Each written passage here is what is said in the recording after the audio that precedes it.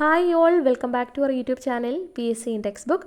SCRT പുതിയ പാഠപുസ്തകം 5ാം ക്ലാസ്സിൻ്റെ ബേസിക് സയൻസ് 5ാമത്തെ ചാപ്റ്റർ കയ്യെത്തും ദൂരത്ത് ആകാശം എന്നതാണ് നമ്മൾ ഈ ക്ലാസ്സിൽ ഡിസ്കസ് ചെയ്യാൻ പോകുന്നത്. മെയിനായിട്ടും ഡിസ്കസ് ചെയ്യുന്നത് ചന്ദ്രനെക്കുറിച്ചും സൗരയൂഥത്തിനെക്കുറിച്ചും ഇന്ത്യയുടെ ചാന്ദ്ര ദൗത്യങ്ങളെക്കുറിച്ചുമായിട്ടുള്ള ബേസിക് ആയിട്ടുള്ള പ്രധാനപ്പെട്ട ഡേറ്റാസാണ് കേട്ടോ. അപ്പോൾ ക്ലാസ് ആദ്യം മുതൽ അവസാനം വരെ കാണുക, നിങ്ങളുടെ അഭിപ്രായങ്ങൾ കമൻറ്റ് ചെയ്യുക. അപ്പോൾ ഇതിൽ നമുക്ക് ആദ്യം തന്നെ പഠിക്കാനുള്ളത് നക്ഷത്ര ഗണങ്ങളെക്കുറിച്ചാണ് കേട്ടോ. അപ്പോൾ ആകാശ നിരീക്ഷണവുമായിട്ട് ബന്ധപ്പെട്ട കാര്യങ്ങളാണ് ഇതിനകത്ത് മെയിനായിട്ടും പറയുന്നത്. അപ്പോൾ ആൻഡ്രോമിഡ എന്ന് പറയുന്ന ഈ ഒരു നക്ഷത്രഗണം നമുക്ക് കാണുമ്പോൾ ഇതിനകത്ത് ഓരോ നക്ഷത്രയും പരസ്പരം നമ്മൾ കണക്ട് ചെയ്യുവാണെങ്കിൽ ഒരു പെൺകുട്ടിയുടെ രൂപം സങ്കല്പിക്കാൻ പറ്റുമെന്നും ഇതൊരു രാജകുമാരിയാണെന്നും അവരെ ചങ്ങലയിൽ ബന്ധിപ്പിച്ചിരിക്കുകയാണെന്നൊക്കെയാണ് ഗ്രീക്കുകാർക്കിടയിൽ ഒരു കഥയുള്ളത്. അപ്പോൾ നമ്മൾ അറിഞ്ഞിരിക്കേണ്ട കാര്യം, ഈ ഗ്രീക്കുകാരുടെ ഇടയിലുള്ള ഈ ഒരു കഥ, ആ കഥ ഏത് നക്ഷത്ര ഗണത്തെയാണ് സൂചിപ്പിക്കുന്നത് എന്നുള്ളത് വേണം നമ്മൾ പഠിച്ചു വെക്കാൻ. ആൻഡ്രോമിഡ എന്ന് പറയുന്നത് അതിസുന്ദരിയായിട്ടുള്ളൊരു പെൺകുട്ടിയായിരുന്നു എന്നും ഈ കാസിയോപ്പിയ അതിൻ്റെ അമ്മയുടെ അഹങ്കാരം തീർക്കാൻ വേണ്ടിയിട്ട് പോസിഡോൺ എന്ന് പറയുന്ന ഒരു ദേവൻ ഈ പറയുന്ന എത്യോപ്യയെ ആക്രമിക്കാൻ വേണ്ടിയിട്ട് സീറ്റസ് എന്ന് പറയുന്ന ഒരു രാക്ഷസനെ വിടുകയും ലാസ്റ്റ് പെർസിയൂസ് എന്ന് പറയുന്ന ഒരാൾ വന്നിട്ട് ഈ ആൻഡ്രോമിഡയെ രക്ഷിക്കുന്നതൊക്കെ ആയിട്ടുള്ളൊരു കഥയാണ്. അപ്പോൾ നമ്മൾ അറിഞ്ഞിരിക്കേണ്ടത് ഈ ഒരു ആൻഡ്രോമിഡ എന്ന് പറയുന്ന നക്ഷത്ര ഗണം അല്ലെങ്കിൽ ചങ്ങലക്കിട്ടിരിക്കുന്ന ഒരു പെൺകുട്ടിയുടെ രൂപം ഗ്രീക്കുകാർക്കിടയിൽ നിലനിന്നിരുന്ന ഒരു കഥ. ഈ ഇത്രയും കാര്യങ്ങളാണ് നമ്മളിതിൽ നിന്ന് PSC ഓറിയൻറ്റഡ് ആയിട്ട് ഓർത്തിരിക്കേണ്ട കാര്യങ്ങൾ കേട്ടോ. അപ്പോൾ പണ്ട് നക്ഷത്രങ്ങളെ നിരീക്ഷിച്ചിരുന്നവർ അടുത്തടുത്തുള്ള നക്ഷത്രങ്ങളെ കൂട്ടിച്ചേർത്ത് ചില രൂപങ്ങൾ സങ്കല്പിച്ചതും അതത് പ്രദേശത്തെ ഐതിഹ്യങ്ങളിലെ കഥാപാത്രങ്ങളുടെ പേരുകൾ നൽകിയതും നക്ഷത്രങ്ങളെ വേഗത്തിൽ തിരിച്ചറിയാൻ വേണ്ടിയിട്ടായിരുന്നു. ഇപ്പോൾ നമ്മൾ ഗ്രീക്കുകാരുടെ ആൻഡ്രോമിഡ ഓർമ്മ നമ്മൾ കണ്ടല്ലോ. നക്ഷത്രങ്ങളുടെ സ്ഥാനവും കാലാവസ്ഥയും തമ്മിലുള്ള ബന്ധം അവർ നിരീക്ഷിച്ച് മനസ്സിലാക്കി വരൾച്ച, മഴ, നദികളിൽ വെള്ളപ്പൊക്കം ഉണ്ടാകുന്ന കാലം എന്നിവ നക്ഷത്രങ്ങളുടെ സ്ഥാനവുമായി ബന്ധിപ്പിച്ച് മനസ്സിലാക്കിയിരുന്ന കർഷകർ ഈ വിവരങ്ങൾ കൃഷിക്കായി ഉപയോഗപ്പെടുത്തി. കൂടാതെ സഞ്ചാരികൾക്ക് ദിക്ക് മനസ്സിലാക്കാനും നക്ഷത്രങ്ങളുടെ സ്ഥാനം അവരെ സഹായിച്ചിരുന്നു. ഇനി ആകാശവുമായിട്ട് ബന്ധപ്പെട്ട കാര്യങ്ങളാണ്. അപ്പോൾ ഇതൊക്കെ ജസ്റ്റ് നമുക്ക് വായിച്ചു വിടേണ്ട കാര്യങ്ങൾ നമ്മൾ ജസ്റ്റ് ഒന്ന് വായിച്ചു വിട്ടാൽ മതി. നമുക്ക് ഒരു പോയിൻ്റ് പോലും മിസ്സാവത്തില്ല കേട്ടോ, അത് ഉറപ്പാണ്. പിന്നെ നമ്മൾ ഡീറ്റെയിൽ ആയിട്ടാണ് നോക്കുന്നത്, കുറച്ചുകൂടി ഡെപ്തിലാണ് എല്ലാ കാര്യങ്ങളും നോക്കുന്നത്. അതുകൊണ്ട് തന്നെ ആദ്യം തന്നെ പുതിയ SCRTക്ക് വേണ്ടിയിട്ട് സയൻസിനും സോഷ്യലിനും സെപ്പറേറ്റ് നോട്ട് കരുതുക. എന്നിട്ട് ക്ലാസ് ഒരു വട്ടം കേട്ടിട്ടല്ല നോട്ട് എഴുതേണ്ടത്. കാരണം ഒരു പ്രാവശ്യം കേൾക്കുമ്പോൾ നമുക്കെല്ലാം എഴുതി വെക്കാൻ തോന്നും. അപ്പോൾ 1-2 തവണ നിങ്ങൾ റിപ്പീറ്റ് ചെയ്ത് ക്ലാസ് കേൾക്കുകയോ അല്ലെങ്കിൽ നിങ്ങൾ നല്ല രീതിയിൽ അത് മനസ്സിലാക്കിയതിന് ശേഷം മാത്രം നിങ്ങൾ നോട്ട് പ്രിപ്പയർ ചെയ്താൽ മതി. അതിനകത്ത് റീകളക്ട് ചെയ്യാൻ പറ്റാത്ത പോയിൻറ്റ്സ് നോട്ട് ചെയ്ത് വെക്കുക കേട്ടോ. നോട്ട് ചെയ്യാതിരിക്കരുത്, എന്നിട്ടത് റിവൈസ് ചെയ്യുക. ഓക്കെ. അപ്പോൾ നമ്മൾ ആകാശവുമായിട്ട് ബന്ധപ്പെട്ട് മരങ്ങൾ വളർന്നു നിൽക്കുന്നതും പക്ഷികളും വിമാനങ്ങളും പറക്കുന്നത് മേഘങ്ങൾ ഒഴുകി നീങ്ങുന്നതുമെല്ലാം ഭൂമിയുടെ അന്തരീക്ഷത്തിലാണ്. ചന്ദ്രനും സൂര്യനും നക്ഷത്രങ്ങളും ഒക്കെ ഉള്ളത് ബഹിരാകാശത്താണ്. ഭൂമിയുടെ അന്തരീക്ഷത്തിന് പുറത്തുള്ള വായുരഹിതമായ സ്ഥലത്തിനെയാണ് നമ്മൾ എന്തെന്ന് പറയുന്നത്? ബഹിരാകാശം എന്ന് പറയുന്നത്. എന്താണ്? ഭൂമിയുടെ അന്തരീക്ഷത്തിന് പുറത്തുള്ള വായുരഹിതമായ, വായു ഇല്ലാത്ത സ്ഥലമാണ് ബഹിരാകാശം എന്ന് പറയുന്നത്. ഭൂമിയിൽ നിന്ന് നോക്കുമ്പോൾ എല്ലാ ആകാശഗോളങ്ങളും ഒരേ പ്രതലത്തിലാണെന്നാണ് നമുക്ക് തോന്നുന്നത്. എന്നാൽ ഇതിൻ്റെ വലിപ്പവും ഭൂമിയിൽ നിന്നുള്ള അകലവും വ്യത്യസ്തമാണ്. അപ്പോൾ ഇത് വ്യക്തമാക്കുന്ന ഒരു ഡയഗ്രമാണ് അടുത്തത് കൊടുത്തിട്ടുള്ളത്. ഇവിടെ ചന്ദ്രൻ ഭൂമിയിൽ നിന്നും 3.84 ലക്ഷം കിലോമീറ്റർ അകലെയാണ് സ്ഥിതി ചെയ്യുന്നത്. എന്നാൽ 50 ചന്ദ്രനെ ഉൾക്കൊള്ളാവുന്ന വലിപ്പമാണ് ഭൂമിക്കുള്ളത്. എന്നാൽ സൂര്യനാണെങ്കിലോ 13 ലക്ഷം ഭൂമിയെ ഉൾക്കൊള്ളാവുന്ന വലിപ്പമാണ് സൂര്യനുള്ളത്. അതും ഭൂമിയിൽ നിന്നും 15 കോടി കിലോമീറ്റർ അകലെയാണ് സൂര്യൻ സ്ഥിതി ചെയ്യുന്നത്. നമുക്കറിയാം, സൂര്യൻ കഴിഞ്ഞാൽ ഭൂമിയോടടുത്ത് സ്ഥിതി ചെയ്യുന്ന നക്ഷത്രമാണ്, ആകാശഗോളമാണ് ആൽഫ സെൻറ്റൗറി അല്ലെങ്കിൽ റീഗൽ കെൻഡ് എന്ന് പറയുന്നത്. അതിനാകട്ടെ 16 ലക്ഷം ഭൂമിയെ ഉൾക്കൊള്ളാവുന്ന വലിപ്പവും ഭൂമിയിൽ നിന്നും 40 ലക്ഷം കോടി കിലോമീറ്റർ അകലെയുമാണ് ആൽഫ സെൻറ്റൗറി സ്ഥിതി ചെയ്യുന്നത്. അപ്പോൾ ഇതിൻ്റെ ഏകദേശ വലിപ്പവും കാര്യങ്ങളും ഒക്കെ ഒന്ന് മനസ്സിലാക്കി വെക്കുക കേട്ടോ. കാര്യം പുതിയ SCRT ഡീപ്പായിട്ട് ഇതുവരെ ചോദിച്ച് തുടങ്ങിയില്ല. അടുത്ത സെറ്റ് ഓഫ് എക്സാമിന് നമുക്കത് പ്രതീക്ഷിക്കാം. കാര്യം ഈ ഒരു ജൂൺ ആകുമ്പോഴത്തേക്ക് എല്ലാ SCERTയും അപ്ഡേറ്റ് ആയി പുതിയ ടെക്സ്റ്റ് ബുക്ക് ആവും കേട്ടോ. അതുകൊണ്ടാണ് നമ്മൾ ആദ്യം തന്നെ ഞാൻ പഴയ SCERTയുടെ നമ്മൾ ടെക്സ്റ്റ് ബുക്കിൻ്റെ ക്ലാസ്സസൊക്കെ 9 വരെ മാക്സിമം ഡീറ്റെയിൽ ആയിട്ട് എല്ലാം ഇട്ടിട്ടുണ്ട്. പിന്നെ 10ൻ്റെ മാത്രമേ ഉള്ളൂ കുറച്ച് ചാപ്റ്റേഴ്സ് മാത്രമായിട്ട് നമ്മൾ ഇട്ടിട്ടുള്ളത്. പുതിയ SCERT നമ്മൾ ഹാൻഡ് ബുക്കുകളും എക്സ്ട്രാ പോയിൻറ്റ്സും എല്ലാം കൂടി വെച്ചിട്ട് SCERT മാത്രമാണ് പറയുന്നത്. എക്സ്ട്രാ പോയിൻറ്റ് വേറെ ഇടുന്നില്ല, കാര്യം അതിൻ്റെ ആവശ്യമില്ല. ഇതിൻ്റെ തന്നെ ഡീറ്റെയിൽഡ് ചാപ്റ്റേഴ്സ് വരും ഹയർ ക്ലാസ്സസിനുണ്ട്, അതുകൊണ്ട് കേട്ടോ. അപ്പോൾ നമ്മൾ ഇത്രയും കാര്യങ്ങൾ പറഞ്ഞത് മനസ്സിലാക്കി വെക്കുക. അടുത്തത് നക്ഷത്ര ഗണങ്ങളെക്കുറിച്ചാണ് പറയുന്നത്. ആകാശത്തിലുള്ള നക്ഷത്രങ്ങളെ കുത്തുകളായിട്ട് സങ്കല്പിച്ച് അവയെ വരകൾ കൊണ്ട് പരസ്പരം ബന്ധിപ്പിച്ച പല പല രൂപങ്ങൾ കിട്ടും. അപ്പോൾ ഇതിനെയാണ് നക്ഷത്ര ഗണങ്ങളെന്ന് പറയുന്നത്. അപ്പോൾ ഇതിനകത്ത് ആദ്യത്തേത് വേട്ടക്കാരൻ എന്ന് പറയുന്ന നക്ഷത്ര ഗണത്തെക്കുറിച്ചാണ് കൊടുത്തിട്ടുള്ളത്. ഓറിയോൺ. പണ്ട് ദിശയറിയാൻ ഉപയോഗിച്ചിരുന്ന ഒരു നക്ഷത്ര ഗണമാണ് വേട്ടക്കാരൻ അല്ലെങ്കിൽ ഓറിയോൺ എന്ന് പറയുന്നത്. ഡിസംബർ മാസത്തിൽ സന്ധ്യാസമയത്ത് കിഴക്കൻ ചക്രവാളത്തിൽ കാണാവുന്ന നക്ഷത്ര ഗണമാണ് ഇത് വേട്ടക്കാരൻ എന്ന് പറയുന്നത്. ഇതിലെ നക്ഷത്രങ്ങളെ തമ്മിൽ യോജിപ്പിച്ചാൽ ഒരു വേട്ടക്കാരൻ്റെ രൂപം സങ്കല്പിക്കാനാവും. ഗ്രീക്കുകാർ അവരുടെ ഐതിഹ്യത്തിലെ വേട്ടക്കാരനായ ഓറിയോണിൻ്റെ പേരാണ് ഈ നക്ഷത്ര ഗണത്തിന് നൽകിയിട്ടുള്ളത്. ജനുവരി, ഫെബ്രുവരി, മാർച്ച് മാസങ്ങളിൽ സന്ധ്യയ്ക്ക് തലയ്ക്ക് മുകളിൽ നമുക്ക് ഈ വേട്ടക്കാരൻ ഓറിയോണിനെ കാണാൻ പറ്റും. അതുപോലെ തന്നെ ഈ വേട്ടക്കാരൻ നക്ഷത്രം വലത് ചുമലിൻ്റെ സ്ഥാനത്ത് കാണുന്ന ചുവന്ന നക്ഷത്രമാണ് തിരുവാതിര എന്ന് പറയുന്നത്. വേട്ടക്കാരൻ്റെ വാളും തലയും ചേർത്ത് വരയ്ക്കുന്ന രേഖ ധ്രുവ നക്ഷത്രത്തിൽ ചെന്നെത്തുകയും ചെയ്യും. അപ്പോൾ വേട്ടക്കാരൻ അല്ലെങ്കിൽ ഓറിയോൺ എന്ന് പറയുന്ന നക്ഷത്രമായിട്ട് ബന്ധപ്പെട്ട് ഡിസംബർ മാസത്തിൽ സന്ധ്യാസമയത്ത് കിഴക്കൻ ചക്രവാളത്തിൽ കാണാവുന്ന നക്ഷത്രഗണമാണ് വേട്ടക്കാരൻ അല്ലെങ്കിൽ ഓറിയോൺ എന്ന് പറയുന്നത്. അതുപോലെ തന്നെ ജനുവരി, ഫെബ്രുവരി, മാർച്ച് മാസങ്ങളിൽ സന്ധ്യയ്ക്ക് തലയ്ക്ക് മുകളിലും എന്ത് ചെയ്യാൻ പറ്റും, നമുക്ക് ഈ ഒരു നക്ഷത്രത്തിനെ കാണാൻ പറ്റും. പിന്നീട് നമ്മൾ ഈ പറഞ്ഞു ഓറിയോണും വേട്ടക്കാരനും ഒരേ ഇതാണ്. പണ്ട് ദിശ അറിയാൻ വേണ്ടിയിട്ട് ഉപയോഗിച്ചിരുന്ന ഒരു നക്ഷത്രഗണമാണ് വേട്ടക്കാരൻ എന്ന് പറയുന്നത്. പിന്നീട് നമ്മൾ തിരുവാതിര നക്ഷത്രം കാണപ്പെടുന്നത് ഈ വേട്ടക്കാരൻ ഓറിയോണിൻ്റെ വലത് ചുമലിൻ്റെ സ്ഥാനത്താണ് എന്നുള്ളത് ഓർത്തു വെക്കുക. അതേപോലെ തന്നെ വേട്ടക്കാരൻ്റെ വാളും തലയും ചേർത്ത് വരയ്ക്കുന്ന രേഖ ധ്രുവ നക്ഷത്രത്തിൽ ചെന്നെത്തും. അത് അഡീഷണൽ പോയിൻ്റായിട്ട് ഓർത്തിരിക്കുക. അടുത്തത് സപ്തർഷികൾ എന്ന് പറയുന്ന നക്ഷത്രഗണത്തിനെ കുറിച്ചാണ്.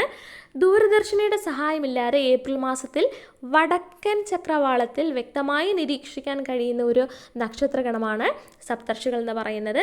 നമുക്കറിയാം സപ്തം എന്ന് പറയുമ്പോൾ 7 നക്ഷത്രങ്ങളെ വ്യക്തമായി കാണാവുന്നത് കൊണ്ടാണ് ഈ ഒരു നക്ഷത്രഗണത്തിന് ഇന്ത്യയിൽ സപ്തർഷികൾ എന്ന പേര് വന്നത്. വലിയ തവിയുടെ രൂപം സങ്കല്പിച്ച് യൂറോപ്യൻ രാജ്യങ്ങളിൽ ബിഗ് ഡിപ്പർ എന്നും ഇതിന് പേര് നൽകിയിട്ടുണ്ട്. അഴ്സ മേജർ എന്ന നക്ഷത്രഗണത്തിൻ്റെ ഭാഗമായിട്ടാണ് സപ്തർഷികൾ കാണപ്പെടുന്നത്. അപ്പോൾ ഇത് ഇത്രയും ഇമ്പോർട്ടൻ്റ് ആയിട്ടുള്ള കാര്യങ്ങളാണ്. ബിഗ് ഡിപ്പർ എന്നറിയപ്പെടുന്നത് സപ്തർഷികളാണ്. അതേപോലെ അഴ്സ മേജർ എന്ന് പറയുന്ന നക്ഷത്രഗണത്തിൻ്റെ ഭാഗമായിട്ടാണ് സപ്തർഷികൾ കാണപ്പെടുന്നത്. അതേപോലെ ഏത് സമയത്താണ് ഏറ്റവും ഇമ്പോർട്ടൻ്റ് ആയിട്ടുള്ള ഒരു കാര്യം, ഏപ്രിൽ മാസത്തിൽ വടക്കൻ ചക്രവാളത്തിൽ ദൂരദർശിനിയുടെ സഹായമില്ലാതെ വ്യക്തമായി കാണാൻ കഴിയുന്ന ഒരു നക്ഷത്രഗണമാണ് സപ്തർഷികൾ എന്ന് പറയുന്നതാണ്. ഇനി ഇതേപോലെ മറ്റ് നക്ഷത്രഗണങ്ങളെ കുറിച്ച് എഴുതാൻ പറഞ്ഞിട്ടുണ്ട്. ഓഗസ്റ്റ്, സെപ്റ്റംബർ മാസങ്ങളിൽ സന്ധ്യയ്ക്ക് തലയ്ക്ക് മുകളിൽ നിന്ന് അല്പം തെക്ക് മാറി കാണുന്ന തേളിൻ്റെ ആകൃതിയിലുള്ള നക്ഷത്രഗണമാണ് വൃശ്ചികം അല്ലെങ്കിൽ സ്കോർപ്പിയസ് എന്ന് പറയുന്നത്. വൃശ്ചിക മാസത്തിൻ്റെ അടിസ്ഥാനമായിട്ടുള്ള നക്ഷത്രഗണമാണ് സ്കോർപ്പിയസ് എന്ന് പറയുന്നത്. അതേപോലെ കാശ്യപി അല്ലെങ്കിൽ കാസിയോപ്പിയ പരത്തി എഴുതിയിട്ടുള്ള ഇംഗ്ലീഷ് ലെറ്റർ എമ്മിൻ്റെ ആകൃതിയിലാണ്. ഒക്ടോബർ മുതൽ ഡിസംബർ വരെയുള്ള മാസങ്ങളിൽ സന്ധ്യാസമയത്ത് വടക്കൻ ആകാശത്ത് കാണാൻ പറ്റുന്ന ഒരു നക്ഷത്രഗണമാണ് കാശ്യപി അല്ലെങ്കിൽ കാസിയോപ്പിയ എന്ന് പറയുന്നത്. അതുകൂടി ഒന്ന് ഓർത്തു വെക്കുക. എന്തുവായാലും ഈ വേട്ടക്കാരൻ ഓറിയോൺ അത് നിർബന്ധമായും ഓർത്തു വെക്കണം. അതേപോലെ തന്നെ സപ്തർഷികളും ഓർത്തു വെക്കുക, ഇമ്പോർട്ടൻ്റ് ആണ്. പിന്നെ ഈ അഡീഷണലായിട്ട് പറഞ്ഞിട്ടുള്ള കാശ്യപിയും പിന്നെ വൃശ്ചികം സ്കോർപ്പിയസും കൂടി ഓർത്തു വെക്കുക. അടുത്തത് ബഹിരാകാശ നിലയത്തെക്കുറിച്ചാണ് പറയുന്നത് കേട്ടോ.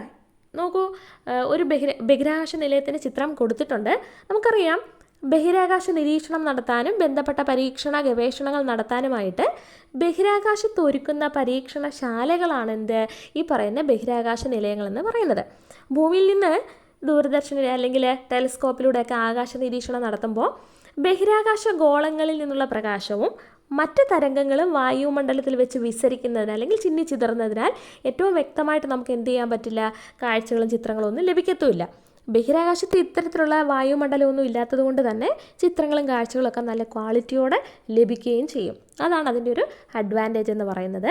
എന്നാൽ നമുക്കറിയാം, ഇപ്പോൾ സുനിത വില്യംസ് വന്നിറങ്ങിയ ന്യൂസൊക്കെ നമ്മളിപ്പോൾ കണ്ടുകൊണ്ടിരിക്കുന്നതാണ്. ഈ ബഹിരാകാശ ഗവേഷകർ നേരിടുന്ന പ്രധാനപ്പെട്ട വെല്ലുവിളികൾ എന്തൊക്കെയാണ് എന്നുള്ളതാണ് ചോദിച്ചിട്ടുള്ളത്. ഒന്ന്, അവിടെ വായുവില്ല. ഗവേഷണകാലം അത്രയും ശ്വസിക്കാനുള്ള ഓക്സിജൻ ലഭ്യമാക്കാനുള്ള സംവിധാനത്തോടു കൂടിയിട്ട് വേണം അവിടെ നിൽക്കാൻ വേണ്ടിയിട്ട്. അതുപോലെ തന്നെ ശബ്ദം കേൾക്കാത്ത അവസ്ഥയാണ്. ശബ്ദത്തിന് സഞ്ചരിക്കാൻ വായുവോ മറ്റേതെങ്കിലും ഒരു മാധ്യമമോ ആവശ്യമാണ്. അതുകൊണ്ട് തന്നെ വായു ഇല്ലാത്തത് കൊണ്ട് ഭൂമിയിലതുപോലൊന്നും നമുക്കവിടെ ശബ്ദം കേൾക്കാൻ പറ്റില്ല. അതുകൊണ്ട് പരസ്പരം എന്തെങ്കിലും കാര്യങ്ങൾ കമ്മ്യൂണിക്കേറ്റ് ചെയ്യണമെങ്കിൽ എന്തെങ്കിലും മെഷീൻസിൻ്റെ ഹെൽപ്പോട് കൂടിയിട്ടേ അത് പറ്റൂ. അതുപോലെ തന്നെ ഭാരമില്ലായ്മ, വസ്തുക്കൾ താഴേക്ക് വീഴുന്നതും നമുക്ക് ഭാരം അനുഭവപ്പെടുന്നതൊക്കെ ഭൂമിയുടെ ഗുരുത്വാകർഷണം കൊണ്ടാണ്. ഗുരുത്വാകർഷണം അവിടെ തീരെ കുറവായതുകൊണ്ട് തന്നെ ബഹിരാകാശത്ത് എന്തില്ല, ഭാരമില്ലായ്മ അനുഭവപ്പെടും. അപ്പോൾ ഇതുമായിട്ട് ഈ ഗ്രാവിറ്റി ഇല്ലാത്തത് കൊണ്ട് തന്നെ അത്രയും പരിശീലനം നേടി ആ ഒരു അവസ്ഥയോടൊക്കെ അഡാപ്റ്റ് ചെയ്യാൻ പറ്റുമെങ്കിൽ നമുക്ക് അവിടെയൊക്കെ ചെയ്യാൻ പറ്റും. പിന്നെ ഇതൊന്നും കൂടാതെ ഭക്ഷണമായാലും രോഗപ്രതിരോധ ശേഷി, താപനിലയിലുള്ള വ്യത്യാസം തുടങ്ങിയ ഒരുപാട് കാരണങ്ങളുള്ളത് കൊണ്ട് തന്നെ അവിടെയുള്ള ഗവേഷകർ വളരെ രീതിയിൽ വെല്ലുവിളികൾ നേരിടുന്നുണ്ട്.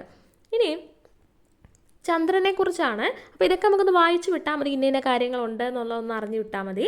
അടുത്ത ചന്ദ്രനെക്കുറിച്ചാണ് പറഞ്ഞിട്ടുള്ളത്. നമുക്കറിയാം, ഭൂമിയോട് ഏറ്റവും അടുത്തുള്ള ആകാശഗോളമാണ് ചന്ദ്രൻ എന്ന് പറയുന്നത്. നമ്മുടെ ഭൂമിയുടെ ഗുരുത്വാകർഷണ പരിധിയിൽ നിന്നുകൊണ്ട് ഭൂമിയെ ആര് ചുറ്റിക്കൊണ്ടിരിക്കുന്നുണ്ട്? ചന്ദ്രൻ ചുറ്റിക്കൊണ്ടിരിക്കുന്നുണ്ട്. അപ്പോൾ ഇത്തരത്തിൽ ഈ ചുറ്റി സഞ്ചരിക്കുന്ന ആകാശഗോളങ്ങളെയാണ്, അതായത് ഒരു ഗ്രഹത്തിനെ അതിൻ്റെ ഗുരുത്വാകർഷണത്തിൽ നിന്നുകൊണ്ട് ചുറ്റി സഞ്ചരിക്കുന്ന ആകാശഗോളങ്ങളെയാണ് ഉപഗ്രഹങ്ങൾ എന്ന് പറയുന്നത്. ഭൂമിയുടെ ഒരേ ഒരു ഉപഗ്രഹമാണ് ചന്ദ്രൻ എന്ന് പറയുന്നത്. ഭൂമിയിൽ നിന്നും ഒരുപാട് അകലെയുള്ള ചന്ദ്രനിൽ സൂര്യപ്രകാശം തട്ടി പ്രതിപദിക്കുന്നത് കൊണ്ടാണ് രാത്രികാലത്ത് ചന്ദ്രൻ പ്രകാശിക്കുന്നതായിട്ട് നമ്മൾ കാണുന്നത്. പകൽ സമയം തീവ്രമായിട്ടുള്ള സൂര്യപ്രകാശം കാരണമാണ് നമുക്ക് ചന്ദ്രനെ ആ സമയത്ത് കാണാൻ പറ്റാത്തത്. ഇനിയും ചന്ദ്രൻ്റെ എന്തൊക്കെ പ്രത്യേകതകളാണ്? ഗോളാകൃതിയാണ്, ചൂടില്ലാത്ത പ്രകാശമാണ്, അതുപോലെ തന്നെ വൃദ്ധിക്ഷയങ്ങളുണ്ട്, പ്രകാശം കൂടിയതും കുറഞ്ഞതുമായിട്ടുള്ള ഭാഗങ്ങളും ചന്ദ്രനിൽ ഉണ്ട്. ഇനി ഭൂമിയുടെ ഏറ്റവും അടുത്ത് സ്ഥിതി ചെയ്യുന്ന നക്ഷത്രമാണ് സൂര്യൻ എന്ന് പറയുന്നത്. ഭൂമിയുടെ ഏറ്റവും അടുത്ത് സ്ഥിതി ചെയ്യുന്ന ആകാശഗോളമാണ് ചന്ദ്രൻ. ഭൂമിയുടെ ഏറ്റവും അടുത്ത് സ്ഥിതി ചെയ്യുന്ന നക്ഷത്രമാണ് സൂര്യൻ എന്ന് പറയുന്നത്. സൂര്യനെ പോലെ കോടിക്കണക്കിന് നക്ഷത്രങ്ങൾ പ്രപഞ്ചത്തിലുണ്ട്. പല നക്ഷത്രങ്ങൾക്കും അവയെ ചുറ്റുന്ന ഗ്രഹങ്ങളും ഉപഗ്രഹങ്ങളുമുണ്ട്. സ്വയം പ്രകാശിക്കുന്ന ആകാശഗോളങ്ങളാണ് നക്ഷത്രങ്ങൾ. എന്നാൽ ഗ്രഹങ്ങളും ഉപഗ്രഹങ്ങളും സ്വയം പ്രകാശിക്കുന്നില്ല. അവയിൽ പതിക്കുന്ന പ്രകാശം പ്രതിഫലിക്കുന്നത് കൊണ്ടാണ് അവ പ്രകാശിക്കുന്നതായിട്ട് നമുക്ക് തോന്നുന്നത്. അപ്പോൾ ഗ്രഹങ്ങളും നക്ഷത്രങ്ങളും തമ്മിലുള്ള ഒരു പ്രധാനപ്പെട്ട വ്യത്യാസം അത് തന്നെയാണ്. സ്വയം പ്രകാശിക്കുന്നവയാണ് നക്ഷത്രങ്ങൾ. എന്നാൽ ഗ്രഹങ്ങളായിക്കോട്ടെ ഉപഗ്രഹങ്ങളായിക്കോട്ടെ അതൊന്നും ഒരിക്കലും സ്വയം പ്രകാശിക്കുന്നില്ല. അവയിൽ പതിക്കുന്ന പ്രകാശം പ്രതിഫലിക്കുന്നത് കൊണ്ടാണ് നമുക്കത് പ്രകാശിക്കുന്നതായിട്ട് തോന്നുന്നത്. ആകാശം നിരീക്ഷിക്കുമ്പോൾ നക്ഷത്രങ്ങൾ മിന്നുന്നതായും ഗ്രഹങ്ങൾ മിന്നാതെ പ്രകാശിക്കുന്നതായിട്ടും തോന്നുന്നു. ഇനി അടുത്തത് സൗരയൂഥമാണ്. സൂര്യനെ ചുറ്റുന്ന ഗ്രഹങ്ങളും ഉപഗ്രഹങ്ങളും മറ്റനേകം വസ്തുക്കളും ചേർന്നതാണ് സൗരയൂഥം എന്ന് പറയുന്നത്. സൂര്യനിൽ നിന്ന് മൂന്നാമതായിട്ടാണ് ഭൂമിയുടെ പരിക്രമണത്തിൻ്റെ സ്ഥാനം. അതേപോലെ തന്നെ സൗരയൂഥത്തിൽ ശുക്രനും ചൊവ്വയ്ക്കും ഇടയിലാണ് ഭൂമിയുടെ സ്ഥാനം. അപ്പോൾ ഇതാണ് ബേസിക്കായിട്ട് സൗരയൂഥത്തിലുള്ള കാര്യങ്ങൾ. ചന്ദ്രൻ ഭൂമിയെ ചുറ്റുന്നത് പോലെ തന്നെ ഭൂമിയും സൗരയൂഥത്തിലെ മറ്റു ഗോളങ്ങളും സൂര്യനെ ചുറ്റുന്നുണ്ട്. ആകാശഗോളങ്ങളുടെ ഈ സഞ്ചാരപാതയ്ക്കാണ് പരിക്രമണ പഥം അല്ലെങ്കിൽ ഓർബിറ്റ് എന്ന് പറയുന്നത്. അപ്പോൾ ഓർബിറ്റിൻ്റെ മലയാളം പരിക്രമണ പഥം എന്നതാണ് കേട്ടോ. ഇനിയും കൃത്രിമ ഉപഗ്രഹങ്ങളെക്കുറിച്ചാണ് അടുത്ത നമുക്ക് പഠിക്കാനുള്ളത്. ആർട്ടിഫിഷ്യൽ സാറ്റലൈറ്റിനെ കുറിച്ചുള്ള പ്രധാനപ്പെട്ട ജനറൽ ബേസിക് ഡേറ്റാസാണ് കൊടുത്തിട്ടുള്ളത്. അപ്പോൾ ഇതിൽ ആദ്യം തന്നെ എന്താണ് കൃത്രിമ ഉപഗ്രഹം എന്നുള്ളത് കൊടുത്തിട്ടുണ്ട്. ക്യാമറയും മറ്റ് നിരവധി ഉപകരണങ്ങളും ഘടിപ്പിച്ച ചില യന്ത്ര സംവിധാനങ്ങൾ മനുഷ്യർ നിർമ്മിച്ച് ബഹിരാകാശത്തേക്ക് അയച്ചിട്ടുണ്ട്. അവ സദാ ഭൂമിയെ ചുറ്റിക്കൊണ്ടിരിക്കുന്നു. ഈ മനുഷ്യനിർമ്മിത യന്ത്രങ്ങളെയാണ് കൃത്രിമ ഉപഗ്രഹങ്ങളെന്ന് പറയുന്നത്. ഇത്തരം കൃത്രിമ ഉപഗ്രഹങ്ങളാണ് GPS പോലുള്ള ഗ്ലോബൽ പൊസിഷനിങ് സിസ്റ്റം എന്നതാണ് GPS പൂർണ്ണ രൂപം. GPS പോലുള്ള സേവനങ്ങൾ നമുക്ക് ലഭ്യമാക്കുന്നത് എന്താണ്? ഈ കൃത്രിമ ഉപഗ്രഹങ്ങളുടെ സേവനം കൊണ്ടാണ്. ഇനി കൃത്രിമ ഉപഗ്രഹങ്ങളുടെ മറ്റ് സേവനങ്ങൾ എന്തൊക്കെയാണ് എന്നുള്ളതാണ് കൊടുത്തിട്ടുള്ളത്. നമുക്ക് നോക്കിപ്പോകാം. വാർത്താവിനിമയമുണ്ട്, അതേപോലെ തന്നെ കാലാവസ്ഥാ പ്രവചനം, ഇൻ്റർനെറ്റ് സംവിധാനം, GPS, ഗതി നിർണ്ണയം, വിദൂര വിദ്യാഭ്യാസം, വിഭവ സ്രോതസ്സുകൾ കണ്ടെത്തുക, പ്രതിരോധ രംഗത്ത് നമ്മൾ ഉപയോഗിക്കുന്നുണ്ട്, ശാസ്ത്ര പര്യവേക്ഷണങ്ങൾക്ക് നമ്മൾ ഉപയോഗിക്കുന്നുണ്ട്. അപ്പോൾ ഇത് കൃത്രിമ ഉപഗ്രഹങ്ങളുടെ കൃത്രിമ ഉപഗ്രഹങ്ങൾ നമുക്ക് നൽകുന്ന സേവനങ്ങളാണ് കേട്ടോ. ഇനി ഇന്ത്യയുടെ കൃത്രിമ ഉപഗ്രഹങ്ങളുമായിട്ട് ബന്ധപ്പെട്ട പ്രധാനപ്പെട്ട കാര്യങ്ങളാണ് കൊടുത്തിട്ടുള്ളത്. അപ്പോൾ നമുക്കിത് ടെക്സ്റ്റ് ഈ ഒരു ചാപ്റ്റർ നമ്മൾ നോക്കിയതിന് ശേഷം ഹാൻഡ് ബുക്ക് കൂടി നമ്മൾ നോക്കും കേട്ടോ. അപ്പോൾ ഇത് കൃത്രിമ ഉപഗ്രഹങ്ങൾ പ്രധാന ഉപയോഗം വളരെയധികം ഇമ്പോർട്ടൻ്റ് ആണ്. ഇന്ത്യയുടെ ആദ്യ കൃത്രിമ ഉപഗ്രഹം ഏതാണ്? ആര്യഭട്ടയാണ്. സോവിയറ്റ് യൂണിയൻ്റെ സഹായത്തോട് കൂടിയിട്ട് 1975 ആര്യഭട്ട അയക്കുന്നത്. ഇനിയും ഇവിടെ കൊടുത്തിട്ടുള്ള കൃത്രിമ ഉപഗ്രഹങ്ങൾ അതിൻ്റെ പ്രധാന ഉപയോഗം ഇത് വളരെ ഇമ്പോർട്ടൻ്റ് ആണ്. എക്സാമിന് എന്തായാലും ഇത് ഉറപ്പാണ് കേട്ടോ. ഇൻസാറ്റിൻ്റെ പ്രധാന ഉപയോഗം എന്താണ്? വാർത്താവിനിമയത്തിന് വേണ്ടിയിട്ട് ഉപയോഗിക്കുന്ന കൃത്രിമ ഉപഗ്രഹമാണ് ഇൻസാറ്റ് എന്ന് പറയുന്നത്.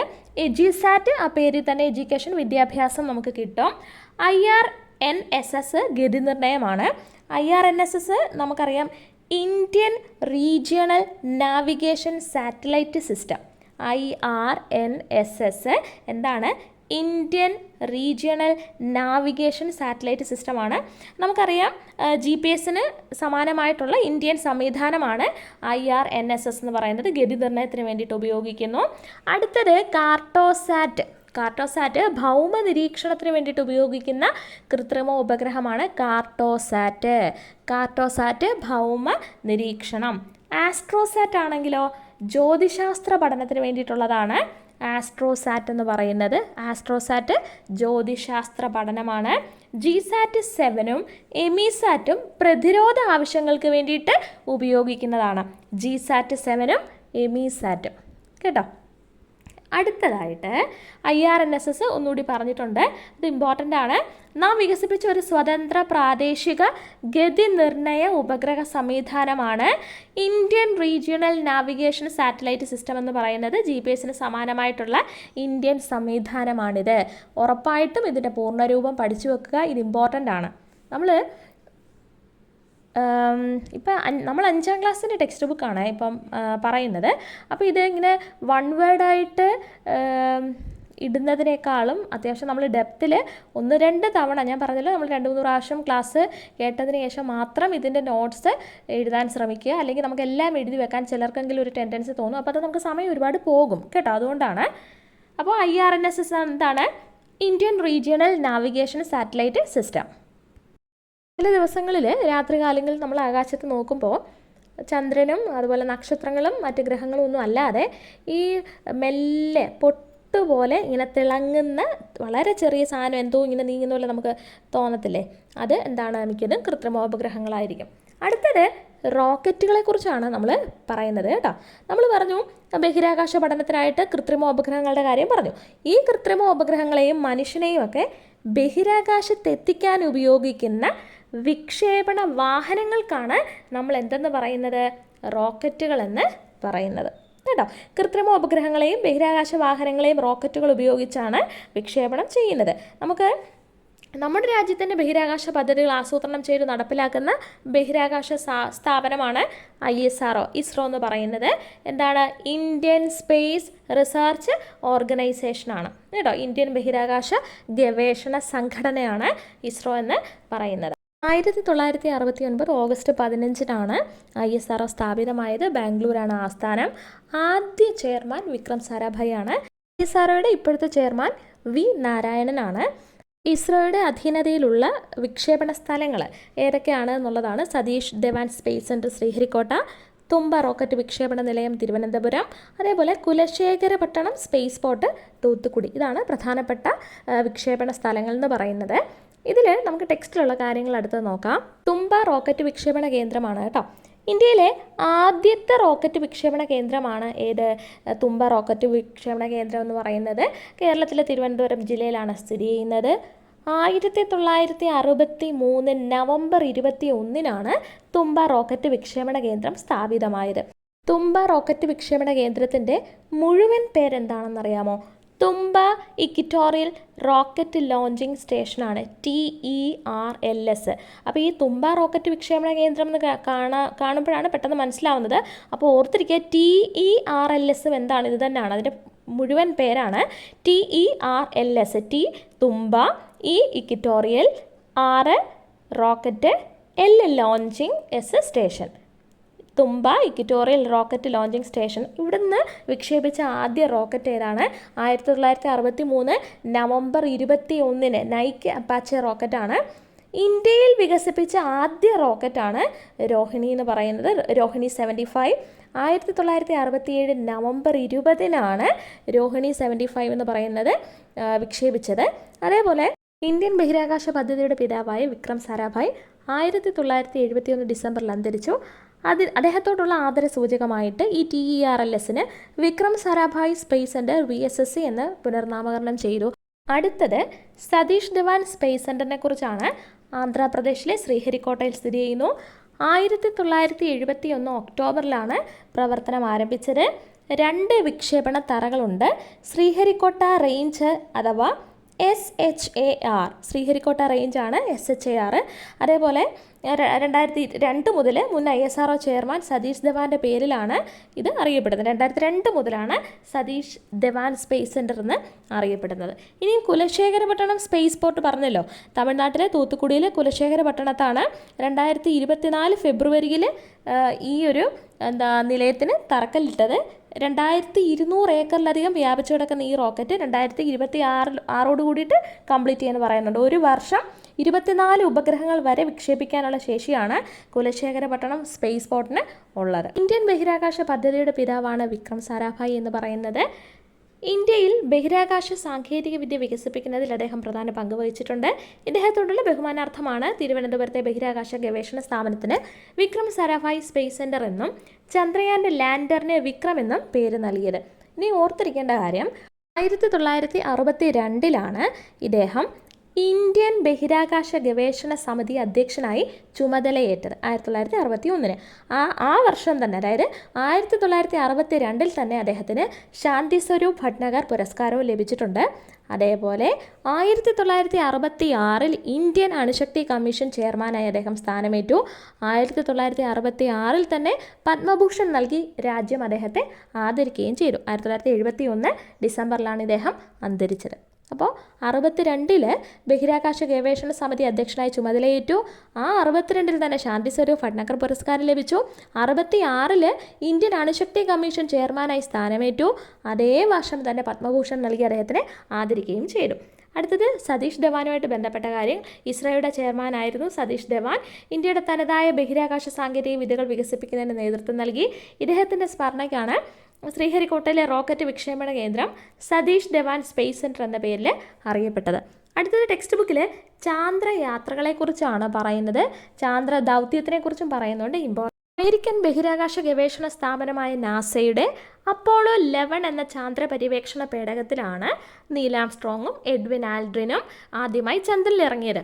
എന്നാൽ ഈ ഒരു പേടകം നിയന്ത്രിച്ചത് ആരായിരുന്നു? മൈക്കിൾ കോളിൻസ് ആണ് കേട്ടോ. അപ്പോൾ അത് ഓർത്ത് ഇരിക്കുക, എല്ലാവർക്കും അറിയാവുന്ന കാര്യമാണ്. ഇനി അടുത്തത് നമ്മൾ ബഹിരാകാശ വാരത്തെക്കുറിച്ചാണ് പറയുന്നത്. 1957 ഒക്ടോബർ 4 സോവിയറ്റ് യൂണിയൻ വിക്ഷേപിച്ച സ്പുട്നിക് 1 ആദ്യത്തെ കൃത്രിമ ഉപഗ്രഹം എന്ന് പറയുന്നത്. ഇതോടുകൂടിയിട്ടാണ് ഒരു ബഹിരാകാശ യുഗം തന്നെ ആരംഭിക്കുന്നത്. അപ്പോൾ സ്പുട്നിക് 1 വിക്ഷേപിച്ചത് എന്നാണ്? 1957 ഒക്ടോബർ 4 അന്താരാഷ്ട്ര തലത്തിൽ ഒക്ടോബർ 4 മുതൽ 10 വരെ ബഹിരാകാശ വാരമായിട്ട് ആചരിക്കുന്നു. അപ്പോൾ ബഹിരാകാശ വാരം എന്നാണ്? അന്താരാഷ്ട്ര തലത്തിൽ ഒക്ടോബർ 4 മുതൽ 10 വരെ.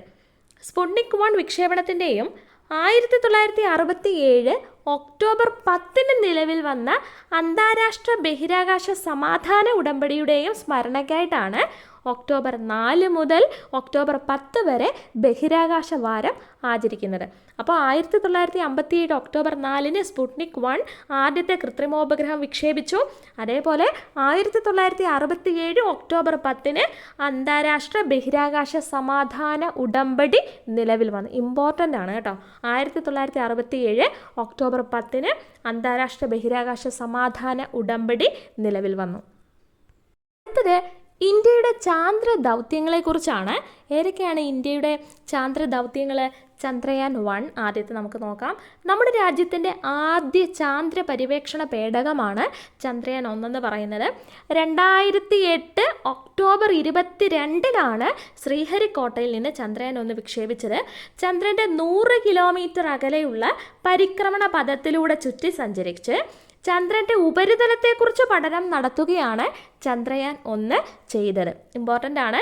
ചന്ദ്രൻ്റെ 100 കിലോമീറ്റർ അകലെയുള്ള പരിക്രമണ പഥത്തിലൂടെ ചുറ്റി സഞ്ചരിച്ച് ചന്ദ്രൻ്റെ ഉപരിതലത്തെക്കുറിച്ച് പഠനം നടത്തുകയാണ് ചന്ദ്രയാൻ 1 ചെയ്തത്. എന്നാൽ ചന്ദ്രയാൻ 2 ഇന്ത്യയുടെ രണ്ടാമത്തെ ചാന്ദ്രപര്യവേക്ഷണ പേടകമാണ് ചന്ദ്രയാൻ 2 എന്ന് പറയുന്നത്. എന്നാണ്?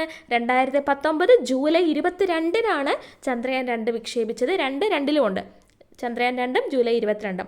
ചന്ദ്രനിൽ ഇറങ്ങി പാറകളുടെയും മണ്ണിൻ്റെയും പ്രത്യേകതകൾ പഠിക്കുകയായിരുന്നു ചന്ദ്രയാൻ 2ൻ്റെ ലക്ഷ്യം. അപ്പോൾ ഇതിനകത്ത് സെൻറ്റൻസ് എല്ലാം ഈ SCERT-യിൽ കൊടുത്തിരിക്കുന്ന ഈ സ്റ്റേറ്റ്മെൻറ്റ് എല്ലാം ഇമ്പോർട്ടൻ്റ് ആണ് കേട്ടോ. നമ്മൾ എത്ര ഡേറ്റാസ് എക്സ്ട്രാ പഠിച്ചാലും ഇത് പഠിക്കാതെ അതും പഠിച്ചിട്ട് കാര്യമില്ല. അപ്പോൾ 2019 ജൂലൈ 22-നാണ് ചന്ദ്രയാൻ 2 വിക്ഷേപിച്ചത്. ചന്ദ്രനിൽ ഇറങ്ങി പാറകളുടെയും മണ്ണിൻ്റെയും പ്രത്യേകതകൾ പഠിക്കുകയായിരുന്നു ചന്ദ്രയാൻ 2ൻ്റെ ലക്ഷ്യം. അടുത്തത് ചന്ദ്രയാൻ 3-നെ കുറിച്ചാണ്. ചന്ദ്രൻ്റെ ദക്ഷിണ ധ്രുവത്തിൽ ഇറങ്ങിയ ആദ്യ പേടകമാണ് ചന്ദ്രയാൻ 3 എന്ന് പറയുന്നത്. ഇത് 2023 ജൂലൈ 14-നാണ് വിക്ഷേപിച്ചത്. 2023 ഓഗസ്റ്റ് 23-ന് ചന്ദ്രോപരിതലത്തിൽ ലാൻഡർ ഇറങ്ങി. അതിൽ നിന്നുള്ള റോവർ ചന്ദ്രോപരിതലത്തിൽ സഞ്ചരിച്ച് പരീക്ഷണങ്ങളിൽ ഏർപ്പെട്ടു. അപ്പോൾ അത് ഓർത്തിരിക്കുക. 2023 ജൂലൈ 14-ന് വിക്ഷേപിച്ചു. 2023 ഓഗസ്റ്റ് 23-ന് അത് ചന്ദ്രോപരിതലത്തിൽ അതിൻ്റെ ലാൻഡർ ഇറങ്ങി. അതേപോലെ തന്നെ അതിൻ്റെ റോവർ ചന്ദ്രോപരിതലത്തിൽ സഞ്ചരിച്ച് പരീക്ഷണങ്ങളിലൊക്കെ ഏർപ്പെട്ടു. പിന്നീടുള്ള കാര്യങ്ങളൊക്കെ നമുക്ക് ഡേറ്റാസ് അറിയാവുന്നതാണ്. ഇതിലുള്ള കാര്യം മാത്രമേ ഞാനിപ്പോൾ ഇത് പറഞ്ഞിട്ടുള്ളൂ കേട്ടോ. ഇനി ഇന്ത്യയുടെ മറ്റ് പദ്ധതികളെക്കുറിച്ചാണ് അടുത്തത് കൊടുത്തിട്ടുള്ളത്. മംഗൾയാൻ. നമുക്കറിയാം ചൊവ്വ പര്യവേക്ഷണത്തിന് വേണ്ടിയിട്ടുള്ള ദൗത്യമാണ് മംഗൾയാൻ എന്ന് പറയുന്നത്. ആദിത്യ L1 എന്ന് പറയുന്നത് സൗര പര്യവേക്ഷണത്തിന് വേണ്ടിയിട്ടുള്ളതാണ്. ഗഗൻയാൻ എന്ന് പറയുന്നത് ബഹിരാകാശ പര്യവേക്ഷണത്തിന് വേണ്ടിയിട്ടുള്ള ഇന്ത്യൻ പദ്ധതിയാണ്. സൗരയൂഥത്തിലെ ഏറ്റവും തിളക്കമുള്ള ഗ്രഹമാണ് ശുക്രൻ എന്ന് പറയുന്നത്. ശുക്രനിലേക്കുള്ള ഇന്ത്യയുടെ ദൗത്യമാണ് വീനസ് ഓർബിറ്റൽ മിഷൻ എന്ന് പറയുന്നത്. അതുപോലെ ചന്ദ്രയാൻ 4-ൻ്റെ എല്ലാ കാര്യങ്ങളും പുരോഗമിച്ചുകൊണ്ടായിരിക്കുകയാണ്. ഇനി നമുക്കിതിൽ വിലയിരുത്താം ചോദ്യങ്ങൾ ഒന്ന് നോക്കിയിട്ട് പോവാം കേട്ടോ. അപ്പോൾ സയൻസിൽ ഈ ഒരു ഭാഗം വളരെയധികം ഇമ്പോർട്ടൻ്റ് ആണ്. ഇതിനകത്ത് ഇന്ത്യൻ ബഹിരാകാശ ഗവേഷണ രംഗത്തെ പ്രധാനപ്പെട്ട ചുവടുവയ്പ്പുകളാണ് കൊടുത്തിട്ടുള്ളത്. അതിൻ്റെ ഓരോന്നിൻ്റെയും വർഷങ്ങൾ ക്രമത്തിൽ എഴുതാൻ വേണ്ടിയിട്ടാണ് പറയുന്നത്. മംഗൾയാൻ 1 വിക്ഷേപിച്ച ഡേറ്റ് നമുക്കറിയാം 2013 നവംബർ 5-നാണ്. അപ്പോൾ ഇത് ഓർഡറിൽ എഴുതാൻ വേണ്ടിയിട്ടാണ്. ആദ്യം ഏതാ നടന്നത് അങ്ങനെ. അപ്പോൾ ഇതിനകത്ത് ഞാനിപ്പോൾ ഈ കിടക്കുന്ന ഓർഡറിൽ അതെന്താണെന്നുള്ളത് അങ്ങ് പറഞ്ഞു പോവാണ്. മംഗൾയാൻ 1 വിക്ഷേപിച്ചത് 2013 നവംബർ 5-നാണ്. ഈ വർഷങ്ങളെല്ലാം വേണം കേട്ടോ.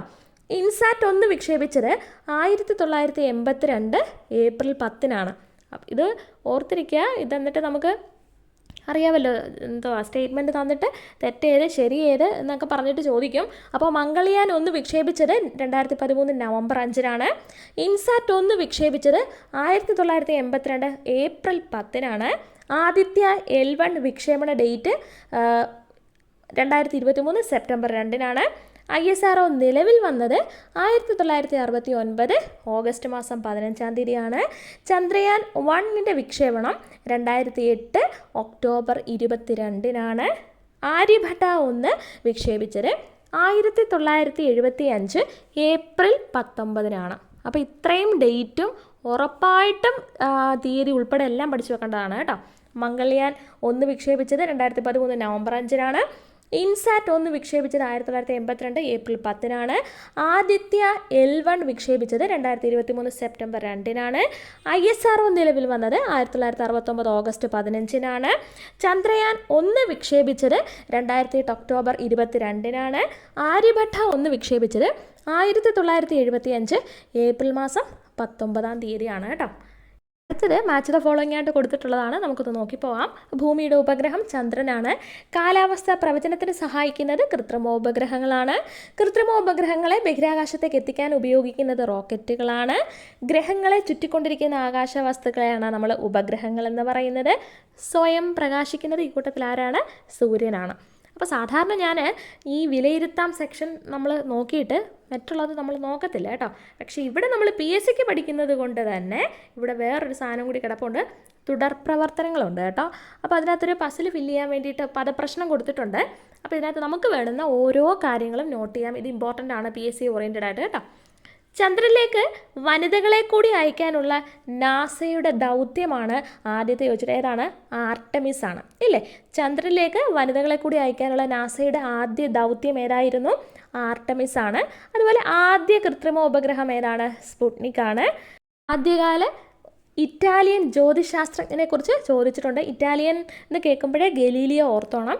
ഇത് നമ്മൾ ഹാൻഡ് ബുക്കിനകത്ത് ഇപ്പം തന്നെ ഡീറ്റെയിൽ ആയിട്ട് നോക്കും. അതുപോലെ കേരളത്തിലെ ഏക റോക്കറ്റ് വിക്ഷേപണ കേന്ദ്രം തുമ്പയാണ്. ഇന്ത്യയുടെ ചാന്ദ്ര പര്യവേക്ഷണ ദൗത്യം ഏത് പേരിലാണ് അറിയപ്പെടുന്നത്? ചന്ദ്രയാൻ എന്നാണ്. അതേപോലെ ഇന്ത്യയുടെ പ്രഥമ ബഹിരാകാശ ടെലിസ്കോപ്പ് ഏതാണ്? ആസ്ട്രോസാറ്റ് ആണ് കേട്ടോ. അപ്പോൾ ഇത്രയുമാണ് ഉള്ള ക്വസ്റ്റ്യൻസ്. ഒന്നുകൂടെ ഞാൻ പറയാം. ആദ്യത്തേത്, ചന്ദ്രനിലേക്ക് വനിതകളെ കൂടി അയക്കാനുള്ള നാസയുടെ ആദ്യ ദൗത്യം ഏതായിരുന്നു? ആർട്ടമിസ് ആയിരുന്നു. പിന്നെ ഇപ്പം നമ്മൾ പറഞ്ഞത് ഇന്ത്യയുടെ പ്രഥമ ബഹിരാകാശ ടെലിസ്കോപ്പ് ഏതായിരുന്നു? ആസ്ട്രോസാറ്റ് ആണ് കേട്ടോ. അപ്പോൾ ഇത് ഒന്ന് ഓർത്തിരിക്കുക. ഇത്രയുമാണ് നമ്മൾ ഈ ചാപ്റ്ററിൽ ടെക്സ്റ്റ് ബുക്കിൽ നിന്ന് പറഞ്ഞത്. ഇനി അടുത്ത നമുക്ക് ഹാൻഡ് ബുക്കിലെ ഡേറ്റാസും കൂടി നമുക്ക് നോക്കാം.